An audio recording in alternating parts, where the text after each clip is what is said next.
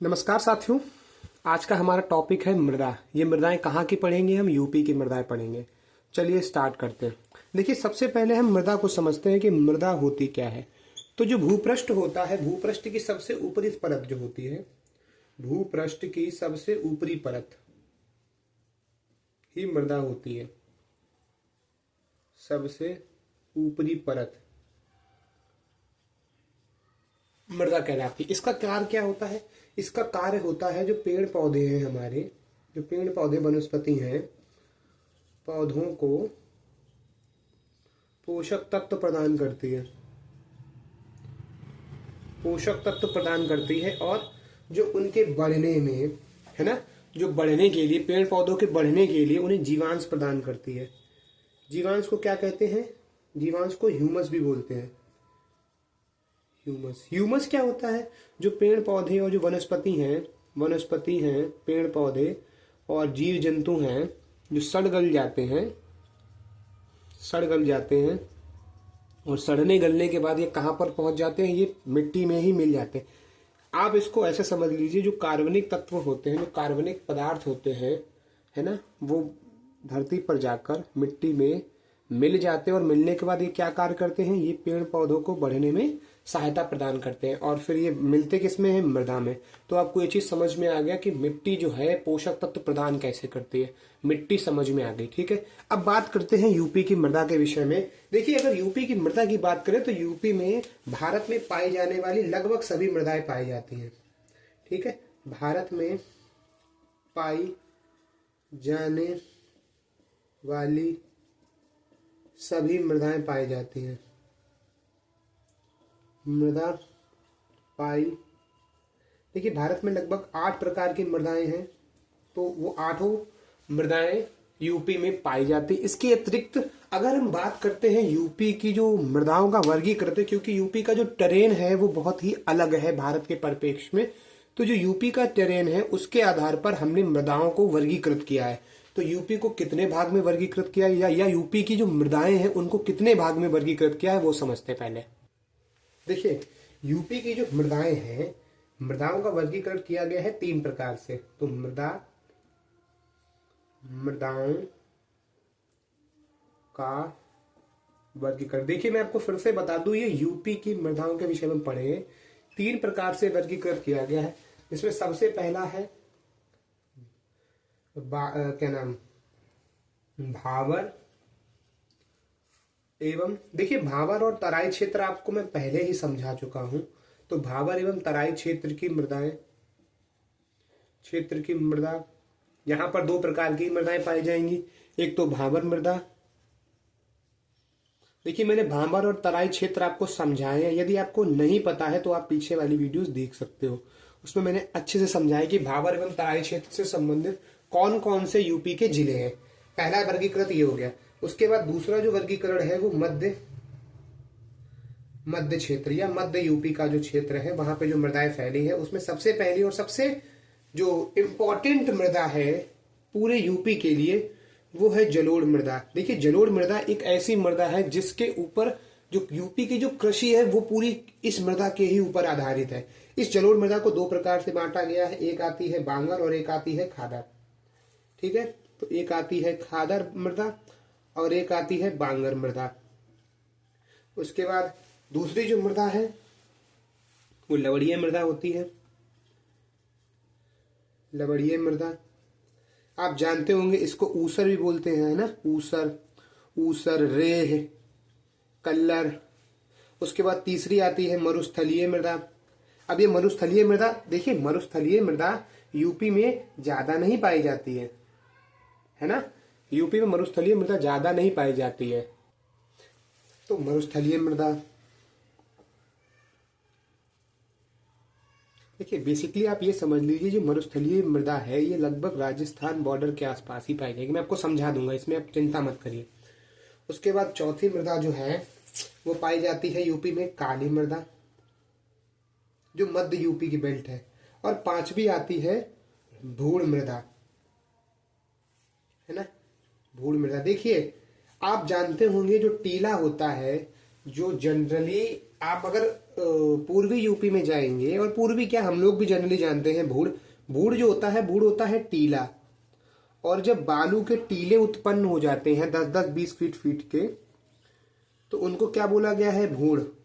और बालू के टीले को भूण बोला गया, इसीलिए उस बलुई मृदा को भूड़ मृदा बोला गया। देखिए मैं आपको भी समझा दूंगा, आप पहले वर्गीकृत समझिए। भावर एवं तराई क्षेत्र का वर्गीकृत, दूसरा हो गया मध्य क्षेत्र का वर्गीकृत, और तीसरे प्रकार की मृदाएं यूपी में पाई जाएंगी मरुस्थलीय मृदाएं। मरुस्थलीय नहीं, बुंदेलखंडी मृदाएं, बुंदेलखंडी मृदाएं। ये कहां पर पाई जाएंगी? ऑब्वियस है, जो बुंदेलखंड वाली बेल्ट है वहां पर पाई जाएंगी। कौन कौन सी मृदा पाई जाएंगी? लाल मृदा, बेसिकली इनको पठारी मृदा भी बोला जाता है। लाल मृदा, जैसे जैसे इसको क्या एक चीज और इसको बोली जाएगी, इसको बोला जाएगा एक क्षारीय मृदा भी बोला जाता है ना। तो लाल मृदा, उसके बाद ये आपको दिख नहीं रहा होगा, मैं आपको थोड़ा सा दिखाता हूं इसको। लाल मृदा, उसके बाद परवा मृदा, उसके बाद तीसरा आता है राकड़ मृदा। ये इनमें देखिए, ये जितने भी मृदाएं हैं ना, इनमें आप ये समझ के चलिए कि कृषि जो है वो ना के बराबर ही होती है।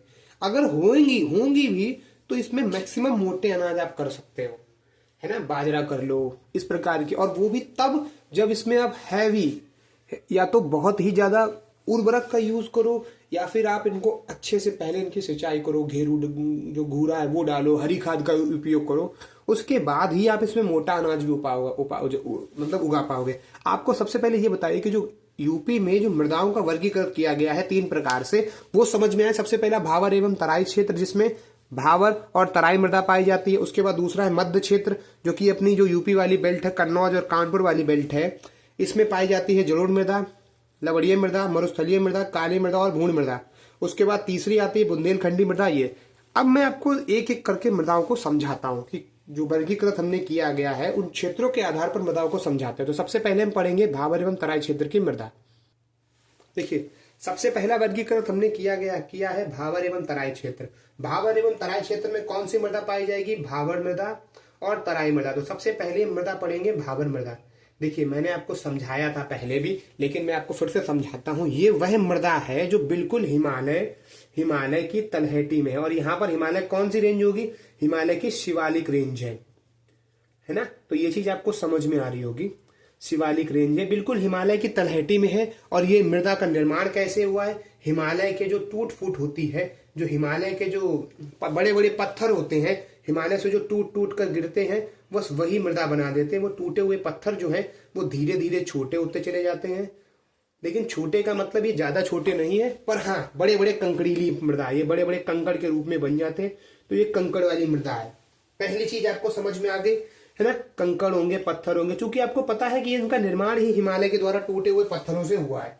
पहली चीज आपको समझ में आ गई, चूंकि कंकड़ों और पत्थरों में जा रहे हैं, और इसका नाम मृदा का कैसा है? भावर। तो यहाँ पर जो नदियां होंगी, नदियां क्या हो जाती हैं? विलुप्त, भंवरों में फंस जाएंगी। क्यों भंवरों में फंस जाएंगी? क्योंकि बड़े बड़े पर्वत, बड़े बड़े कंकड़ है, पत्थर है, इनमें नदियां विलुप्त हो जाती है, भंवरों में फंस जाती हैं। आप समझ में आ रहा है ये चीज? तो भावर मृदा कैसी होगी? ठीक है, 2 चीजें आपको समझ में आ रही हैं इसमें। भावर मृदा में बस इतना ही आपको याद रखना है। कैसी है? हिमालय के तलहटी में है निर्माण। और ये मृदा है कैसी? इसमें कंकड़ और पत्थर है। दूसरी चीज, तीसरी, हिमालय के तलहटी में तो हजारों नदियां, मतलब हजारों ही नदियां, वाकई में हजारों नदियां हिमालय के तलहटी से यूपी की तरफ बढ़ती हैं। भावर में फंस के भावर मृदा है, इसमें फंस के नदियां विलुप्त हो जाती हैं। ये चीज आप याद रखिए। कई प्रकार ये विलुप्ति मृदा भी इसको बोला जाता है, नदी विलुप्ति। यहाँ पर नदी विलुप्त होती है। एक चीज भावर मृदा के विषय में आपको समझ में आ गई होगी। दूसरी चीज, आपको भावर क्षेत्र समझ में आता ही होगा। यूपी की जो ऊपर वाली बेल्ट है, सहारनपुर की तरफ ये चौड़ा होता चला जाता है। और सहारनपुर से जब आप यूपी के पूर्वी क्षेत्र पर जाओगे, जो कि महाराजगंज वाली बेल्ट है, अगर उधर साइड जाओगे तो ये धीरे धीरे पतला होता चला जाता है। ठीक है, बस इसी क्षेत्र में भावर का विस्तार भी है। दूसरी मृदा जो है वर्गीकृत के आधार पर, वो है तराई क्षेत्र। देखिए, तराई मृदा, आप इस चीज को अच्छे से समझिए कि जो तराई मृदा है वो भावर मृदा से ही डेवलप्ड मृदा मानी जाती है। जब जो भावर क्षेत्र की या भावर मृदा के जो कंकड़ है वो महीन हो जाते हैं और महीन होके बिल्कुल ये एकदम बिल्कुल वैसे एकदम दलदली टाइप के हो जाते हैं। क्यों? क्योंकि जो भावर क्षेत्र यहाँ पे तो कंकड़ थे, तो नदियां यहाँ पर भंवरों में फंसेंगी पर कीचड़ नहीं बनाएंगी। लेकिन जब यही कंकड़ महीन हो जाते हैं तो ये क्या बना देते हैं? महीन कण, बिल्कुल महीन हो जाती है। तब ये क्या यहाँ पर क्या बनेगा? कीचड़ बनेगा, है ना। ये दलदली हो जाएगी, ये समतल समतल और दलदली मृदा हो जाएगी, दलदली मृदा। क्योंकि नदियां ढेर सारी हैं और ये जो बड़े कण हैं अब ये कैसे हो जाएंगे? ये महीन कण हो जाएंगे। तराई क्षेत्र आपको कुछ कुछ समझ में आ गया होगा। अब चूंकि ये नम है तो नमी के लिए हमें सबसे ज्यादा नमी किसमें चाहिए होती है? गन्ने में। तो यहाँ पर आराम से, चूंकि गन्ने को पकड़ के लिए मजबूत चाहिए होता है, गन्ने की पकड़ के लिए गन्ने को पकड़ मजबूत चाहिए होती है, इसलिए गन्ना यहाँ पर बहुत आसानी से उगता है। आपको ये चीज बहुत अच्छे से याद रखनी पड़ेगी। तराई मृदा में कौन सी कृषि होती है? गन्ने की कृषि होती है। अगर आप यूपी जो यहाँ जैसे मेरी स्थिति कन्नौज की है, तो अगर आप कन्नौज से उत्तर की तरफ बढ़ेंगे तो आपको कन्नौज के बाद हरदोई मिलेगा। हरदोई के बाद आपको उधर साइड उसके ऊपर और बढ़ते चले जाएंगे तो सीतापुर और लखीमपुर खीरी मिलेगा। तो जैसे ही आप हरदोई और सीतापुर के बॉर्डर पे पहुंचेंगे आपको वहीं से तराई क्षेत्र मिलना स्टार्ट हो जाएगा। और जनरली तराई क्षेत्र कहाँ मिलता है? जो नदियों का किनारा होता है, नदियों का किनारा जो होता है वहां पर आपको बहुत ही पतली बेल्ट में किनारों पर बहुत ही पतली बेल्ट के रूप में आपको तराई मृदा वहां पे भी मिलेगी, पर बहुत पतली बेल्ट में चिपचिपी होगी। इसकी पहचान दलदली समतल होगी, बहुत ही ज्यादा चिपचिपी होगी। कृषि के रूप में हम यहाँ पर गन्ना कर सकते हैं, नदियों के किनारे भी मिल सकती है। और यहाँ पर नदियां, मैंने आपको नदियों की बात करी है, तो यहाँ पर नदियां पुनः जीवित होती हैं। जो अभी भावर क्षेत्र में नदियां विलुप्त हुई थी वो तराई क्षेत्र में नदियां दोबारा से जीवित हो जाती हैं। तराई क्षेत्र के विषय में आपको इतने पॉइंट्स याद रखने हैं। आपका वर्गीकृत के आधार पर जो पहला वर्गीकरण था मृदाओं का, भावर मृदा और तराई मृदा, उसको कंप्लीट कर दिया। अब हम बात करते हैं यूपी की मोस्ट इंपॉर्टेंट मृदाओं के बारे में, जो कि है मध्य क्षेत्र की मृदाओं के विषय में। देखिए, वर्गीकरण के आधार पर दूसरा वर्गीकरण क्या था? मध्य मैदान की मृदाएं। अब आप एक चीज समझिए, जो यूपी का जो मध्य क्षेत्र है वहां पर सबसे ज्यादा अधिकता किसकी है? नदी। देखिए, भाबर और तराई क्षेत्र में भी नदियां थीं, पर वहां पर ढलान इतना तेज होता है नदियों का, या बहाव इतना तेज होता है नदियों का, कि नदियों के द्वारा जो भी अवशिष्ट होते हैं वो बहते चले आते हैं, वो रुकते नहीं हैं। लेकिन जैसे ही वो मध्य मैदान के समतली क्षेत्रों में प्रवेश करते हैं, नदियों का जो बहाव होता है वो थोड़ा सा धीमा होता है, जिसके कारण से जो उसके द्वारा बहाकर लाए गए अपशिष्ट होते हैं उनका ठहराव होने लगता है और धीरे धीरे वो रुकते रुकते एक विशाल क्षेत्र का निर्माण कर लेती हैं। जब हमने मध्य मैदान क्षेत्र पढ़ा था तो हमने बताया था आपको कि जो इसका निर्माण कैसे हुआ, मध्य क्षेत्र का निर्माण कैसे हुआ है? हिमालय के द्वारा, या हिमालय से जो निकलने वाली नदियां हैं वे हिमालय के अवशिष्टों को बहाकर लाई हैं और उन्होंने इसका जो डिपॉजिट है वो मध्य क्षेत्र में धीरे धीरे करती चली गई और डिपॉजिट होते होते वो इतना बड़ा एक विशाल क्षेत्र बन गया है। तो यहां पर जो मृदाएं भी होंगी उन पर प्रभाव सीधा सीधा किसका होगा? नदियों का, सीधा सीधा पानी का प्रभाव होगा। आपको पहली चीज समझ में आ गई।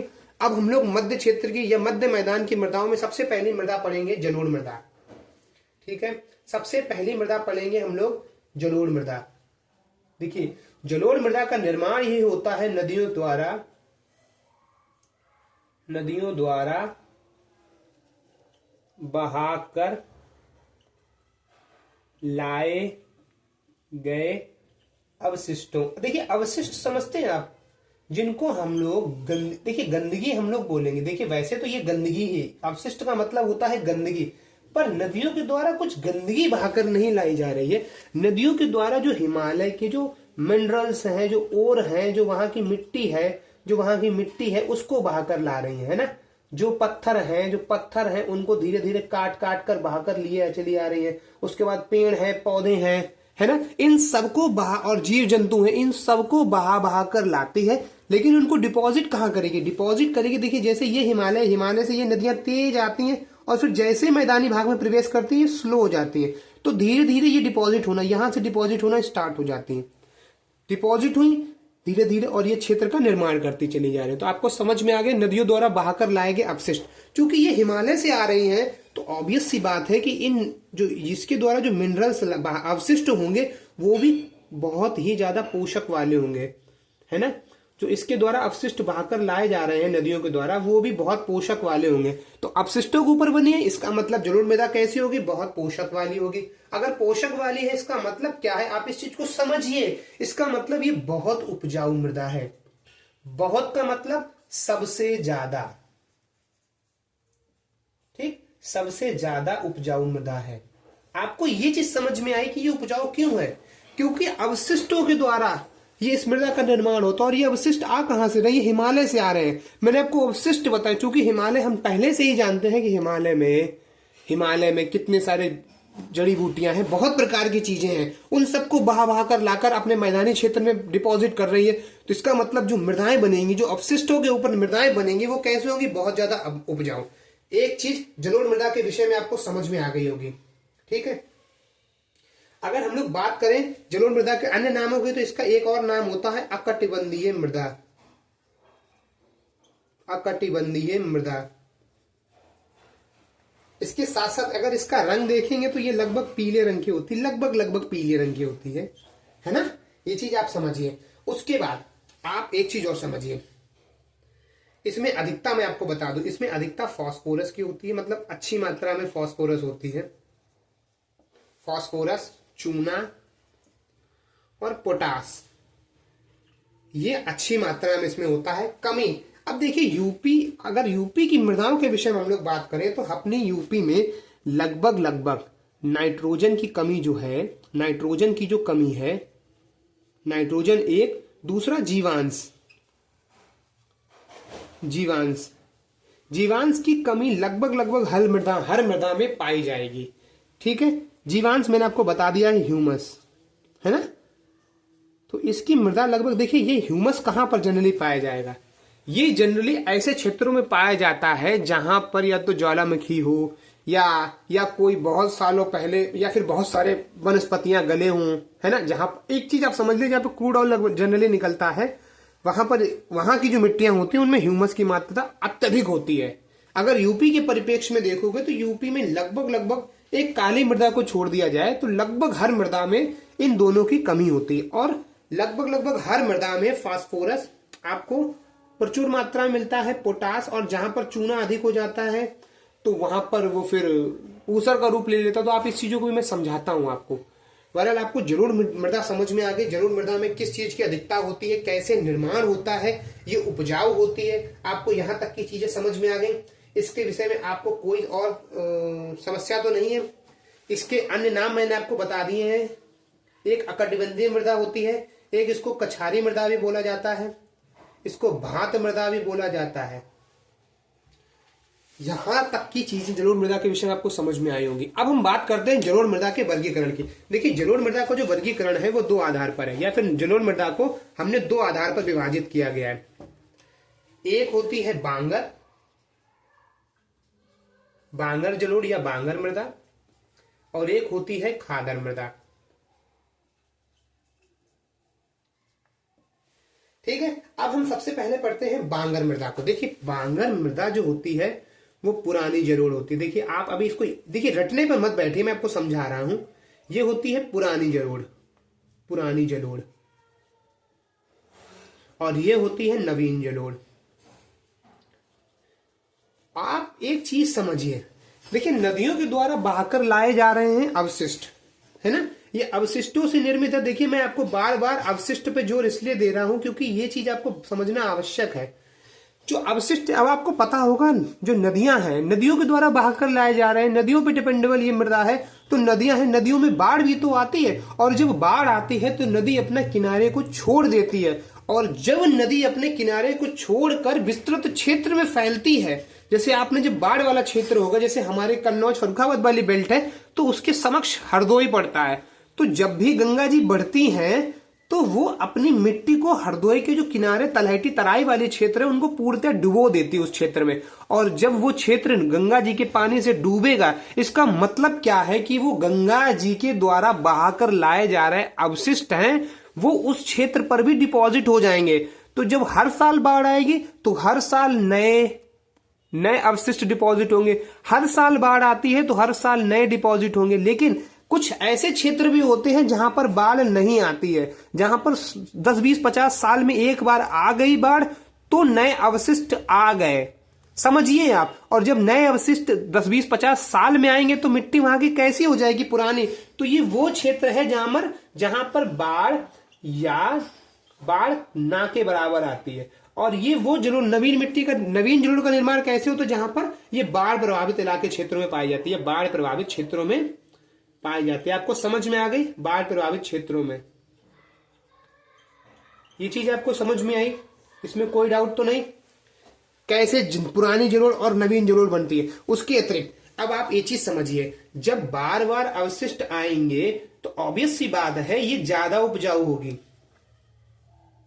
है ना, ये ज्यादा उपजाऊ होगी। क्यों? क्योंकि 2 से 3 फसलों के बाद फिर से मिट्टी बिल्कुल नई हो गई। लेकिन इसमें क्या है, इसमें 50-60 साल तक एक ही मृदा है, तो ये थोड़ी सी कम उपजाऊ होगी, ये कम उपजाऊ है। अब देखिए कृषि पर भी प्रभाव पड़ेगा।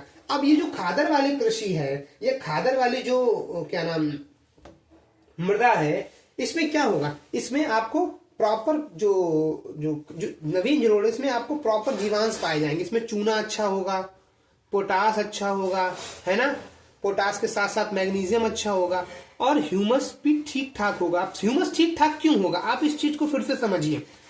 जब जहां पर पानी ज्यादा रहता है ना, जैसे आप लकड़ी ले लीजिए, आपके पास अगर घर में लकड़ी की मेज होगी, यदि आप उसका एक पैर पानी में डुबो के रखेंगे तो वो धीरे धीरे सड़ने लगती है। तो सेम चीज है, बार बार पानी आ रहा है तो जो अवशिष्ट है, जो जीव जंतु हैं, जो वनस्पतियां हैं, वो सड़ जाते हैं। और ह्यूमस क्या है, ह्यूमस वनस्पति और जीव जंतुओं का सड़ा रूप ही तो है। आप इस चीज को समझ रहे हैं, इसमें आपको कोई समस्या तो नहीं है, आप इनको समझिए। तो खादर मृदा में किसकी अधिकता प्रचुर मात्रा में पाया जाता है, चूना, पोटास, मैग्नीशियम और ह्यूमस प्रचुर मात्रा में पाया जाता है। और इसमें आप कृषि को आसानी से भी कर सकते हो और इसमें हर प्रकार की मृदा आप कर सकते हो, है ना, हर प्रकार की खेती आप हर प्रकार की कर सकते हो। चूंकि चावल, अब देखिए जो ग्रामीण क्षेत्र के लोग होंगे वो इसको अच्छे से समझ जाएंगे कि खादर क्षेत्र में चावल क्यों हो सकता है। चावल को पानी चाहिए होता है, क्योंकि पानी मिल रहा है। और ये चावल कब होता है, जैसे ही बारिश होती है, बारिश के बाद जब खेतों में पानी भरा होता है, ये उसी समय की चावल बोया जाता है ना। तो चावल बो सकते हो आप, समझिए आप इन चीजों को, इसमें कोई ज्यादा एक्स्ट्रा बुद्धि नहीं लगानी है। इसमें चावल, जूट और खरीफ की फसलें, है ना, मक्का वगैरह आराम से करो, कोई समस्या नहीं होती है इसमें। कृषि में समझ में आ गया।